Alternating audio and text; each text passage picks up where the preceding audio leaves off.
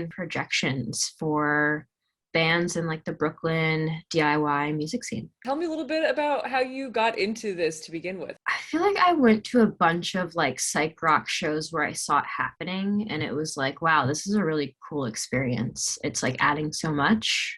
And my boyfriend was in a band and he wanted it for his band. And he was like, you could do it because I have a background in video. Hmm. I was a video editor for a while, and then we kind of researched how to do it. There's so many different ways. And then I bought a piece of equipment and kind of went from there. And we did a show at Muchmore's in like 2019.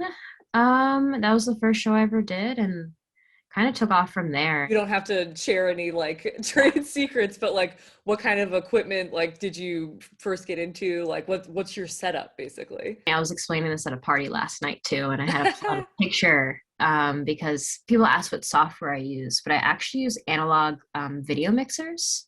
Cool. They're similar to like analog audio mixers, but they're meant for like when you would edit VHS tapes or like VHS before digital, like Premiere or anything. Hmm. So I have two mixers that are analog mixers, and basically when you plug them in together and you do feedback loops, I also have like a camera, and when you like put that all together, it creates these kind of like colors that like you see behind me and staticky kind of images. It's all very on the spot, unpredictable, which is why I like it a lot. When I was like video editing, it was like social cut downs. It was so predictable, so boring. And then something like this, where it's like generating these beautiful colors and patterns, and you're like at the mercy of the machine.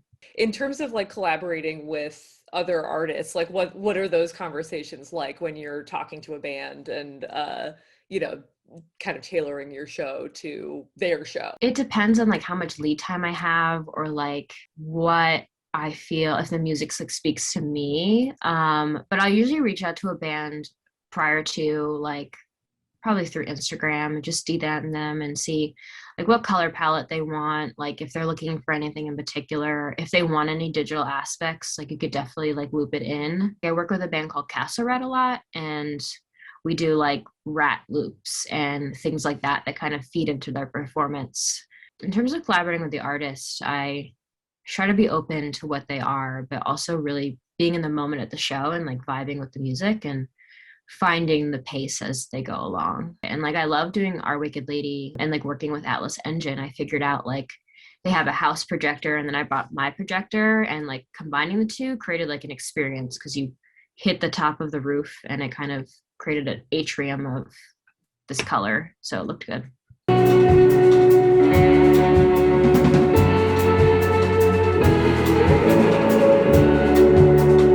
Do you have a favorite show that you've done projections for?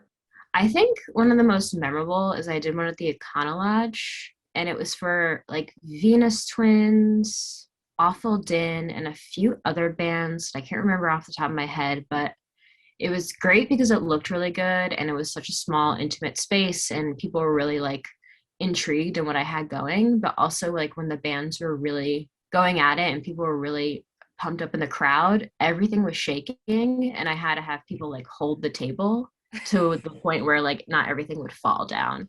But it Oh was my like God. very fun. It was like such a great DIY experience, I feel like, to have that happen. But that was a good one. That was a memorable one. You know, using, you know, older equipment, like is there any kind of like romantic kind of attitude toward using stuff like that, or is it just purely practical? Yeah, I think it's a very like niche thing. Like everybody I've met that uses analog stuff is very like into it, and it's very fun. Like I really had no idea that's how you would create something like this until I bought a piece of equipment and like plugged it in. Hmm. And it's so amazing. Like when I was like editing a video in Premiere, I'd be like, this has to be perfect, but this doesn't have to be perfect. It still looks, as cool as it could be. For artistic expression, I really just try not to put expectations on it. And it always comes out better when I don't have expectations. Mm. Like obviously prepping and planning, making sure I have all the things plugged into the right places, but